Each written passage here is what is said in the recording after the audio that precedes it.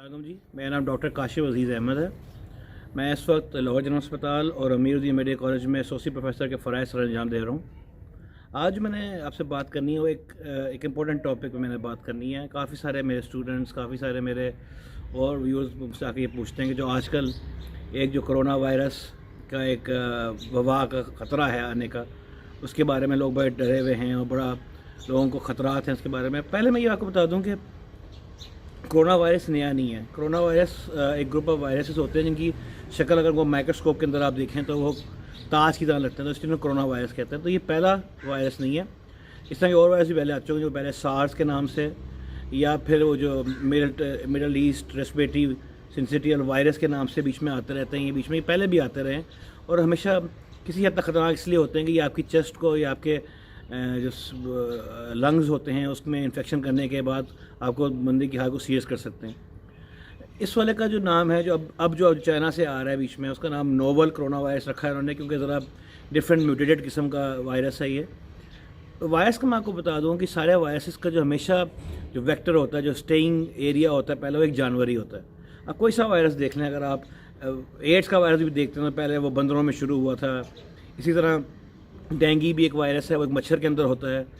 तो ये वाला जो या नोवल वायरस जो आया है इस दफ़ा का, एन कोरोना वायरस से कहते हैं, इसका बेसिस जो है वो भी जानवर ही थे।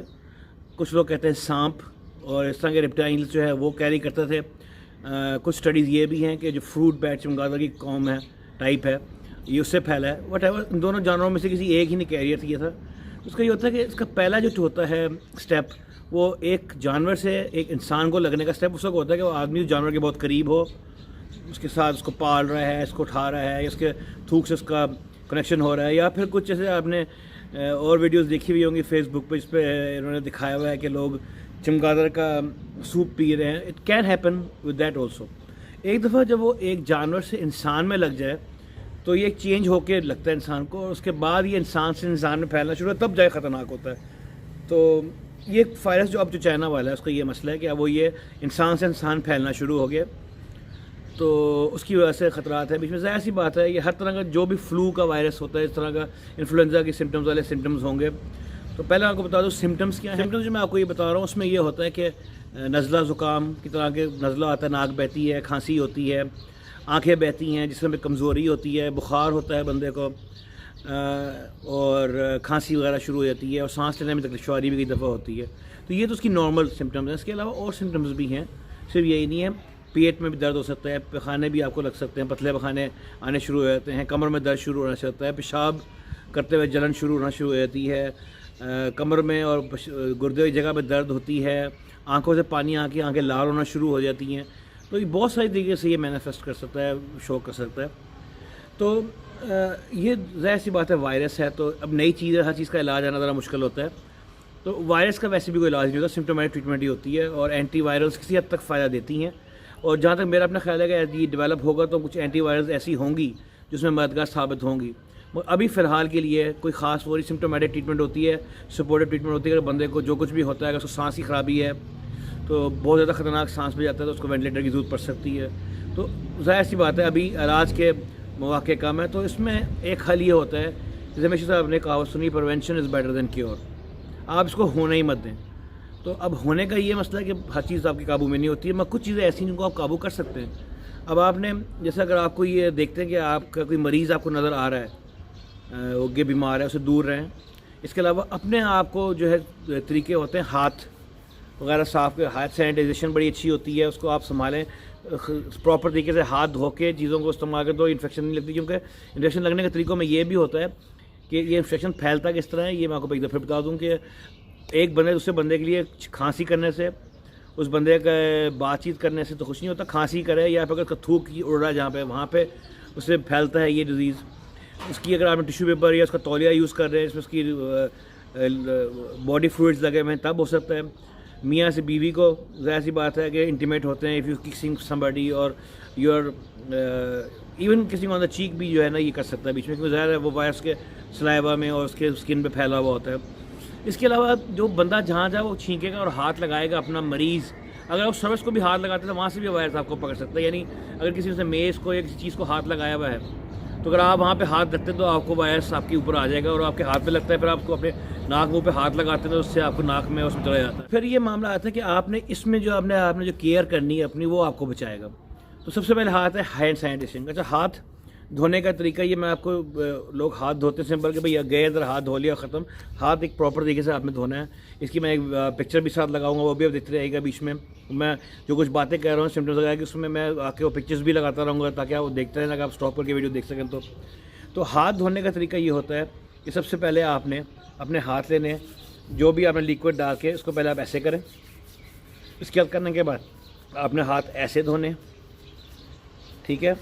फिर अब आपने हाथों को ऐसे करके और इनको रगड़ना है ताकि बैक साइड आपकी होती रहे, रगड़ती रहे बीच में, ठीक है ना। फिर आपने दोबारा अपने हाथों को ऐसे करना है, ऊपर से साफ़ करना है यूँ, फिर दूसरे हाथ से इस तरह साफ़ करना है, ठीक है। और फिर आपने उंगलियों को ऐसे और ऐसे साफ़ करना है। फिर अब आपने थंब को ऐसे और ऐसे साफ़ करना है और एंड पे अपनी कलाइयों को ऐसे और ऐसे करके साफ़ करना है। तो ये स्टेप आप देख सकते हैं, आप वीडियो में देखते रहेंगे तो आप देख लीजिएगा स्टेप्स। ये आपने इस तरह की चीज़ें हर स्टेप को आपने 2 या 3 टर्न, जैसे अगर आप हाथ ऐसे कर रहे हैं तो 3 टर्न या 3 दफ़ा ज़रूर करना है, 3 से 5 दफ़ा करना है ताकि अच्छी तरीके से साफ़ हो।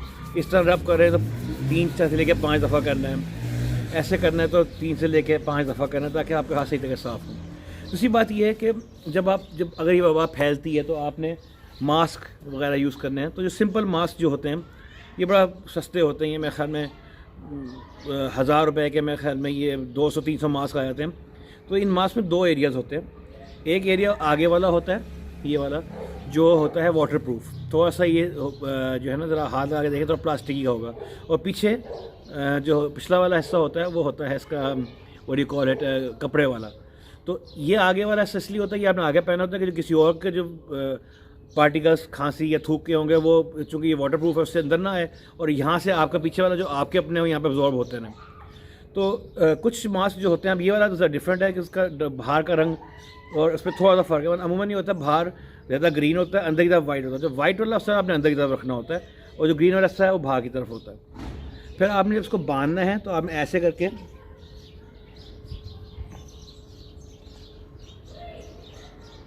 आपने उसको बांध लिया, ठीक है ना। निचले हिस्से को भी आपने ऐसे करके बांध लिया,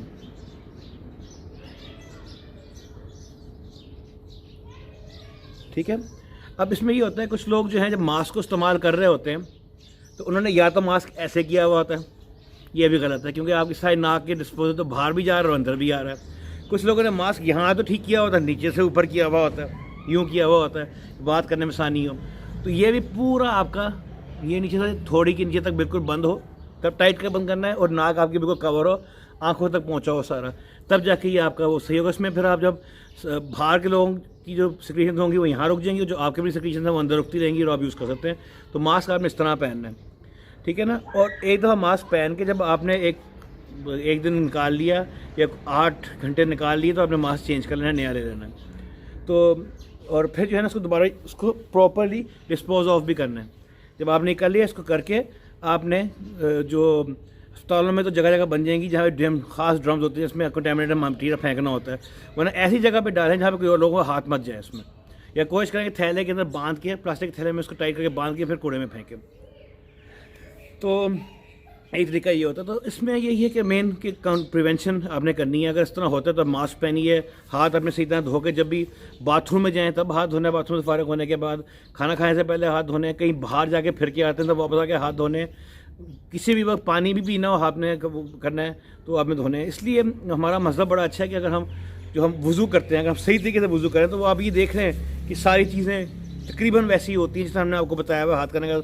तो एक वज़ू करना भी एक सफाई की तरफ लेके जाता है, हमारी तहारत में बड़ी काउंट करती है। बाकी एज़ फॉर द ट्रीटमेंट आती रहेगी, इतना ख़तरनाक नहीं है। ये मैं आपको और ये दिखा रहा हूँ, बीच में बहुत सारे वायरसेस में इसकी मोर्टेलिटी रेट कम है। सीरियस बंदे लोग ज़्यादा होते हैं मगर मोर्टेलिटी रेट कम है, 4% तक की मोर्टेलिटी रेट है। और अगर बंदा खुदा न खासा सीरियस भी हो जाए तो वेंटिलेटर सपोर्ट से बंदा बच सकता है, तो बड़ा मसला नहीं है। बाकी जो कोरोना वायरस पहले आए हुए हैं, सार्स थे या वो थे, उनका बहुत मोर्टेलिटी रेट था, इसका फिर भी कम है। तो घबराना नहीं है आप लोगों ने। कहीं डिजीज़ यहाँ पे पहले तुम कोशिश, हमारे हुकूमत बड़ी अच्छी कोशिश कर रही है कि एयरपोर्ट पे रोका जाए, स्क्रीनिंग पूरी हो जाए, मगर वो यहाँ पे आ भी जाता है तो हमने ये जो कुछ पर्सनल मेथड जो हमने इसको कंट्रोल करने की कोशिश करनी है। एक और बात ये रखें, अगर आप खुद बीमार हो जाते हैं तो ये हमेशा ट्राई करें, अगर आप बीमार हैं तो खुद बाहर मत जाएं, ऐसी जगहों पे मत जाएं जहाँ पे लोग को और बीमारी आप दे सकें। इसी तरह जो लोग बुढ़े हैं, जिनकी उम्र 60 से ऊपर है, या कुछ ऐसे लोग हैं जिनकी उम्र 50 से भी ऊपर है मगर वो डायबिटीज़ या दिल का मसला है, तो इन दिनों में जिस तरह जब ये ऐसे वबाओं की बातें होती हैं, इन दिनों में कोशिश करें कि वो बाहर रेस्ट वाली जगहों पे जहाँ लोग करीब होते हैं वहाँ ना जाएँ। सबसे ख़ास बात हमारी बुढ़े लोगों का जो जाने की जगह होती है वो कौमी बचत का होता है कि वो जगहें बड़ी टाइट होती हैं, हर बंदा वहाँ पहुँचा होता है और वो एक दूसरे के ऊपर खांसी कर रहे होते हैं। तो खांसी का भी एक तरीका होता है, जब आपने खांसी करनी है, अगर आपको बीमार है, फ्लू है वह, तो खांसी करते हुए मुँह को कवर कीजिए, खांसी कीजिए, या फिर इस तरह करके खांसी कीजिए ताकि आपकी सिक्रीशंस किसी और के ऊपर आए, आपके कपड़ों के ऊपर आए, आपके हाथ पे रहें, और फिर अपने हाथ साफ़ करने हैं। एक मैं फ़ोटोज़ की भी लगा रहा हूँ, एडिकेट्स ऑफ कफिंग की भी मैं एक स्क्रीन लगा रहा हूँ, आप देख लीजिएगा। खांसना आपने जितना अपने आपको कवर कर सकते हैं उस तरह खांसें, अगर आपको बीमार हैं तो इस तरह खांसी है, फिर हाथ धोइए अपने, इस पर खांसी है। लोगों के मुंह पे मत खांसी, यहाँ पे बड़ा मसला होता है कि छींक भी मार रहे हैं, खांसी भी कर रहे हैं, तो खुल के क्या कर रहे हैं वो नहीं करनी। छींक मारनी है, हाथ कवर करके जितना आप सिक्रीशन रोक सकते हैं अपने हाथ में रोकें, क्योंकि आप इन्फेक्ट हैं, दूसरों को इन्फेक्ट ना करें। तो ये छोटी मोटी कम्युनिटी की बातें होती हैं, इससे हम लोग चीज़ों को टैकल करते आए हैं और टैकल कर रहे हैं और इस वक्त इंशाल्लाह करेंगे भी। ज़्यादा परेशान होने की बात नहीं है। अपना आपको सेफ़ रखिए, अपना बहुत ध्यान रखिए। शुक्रिया।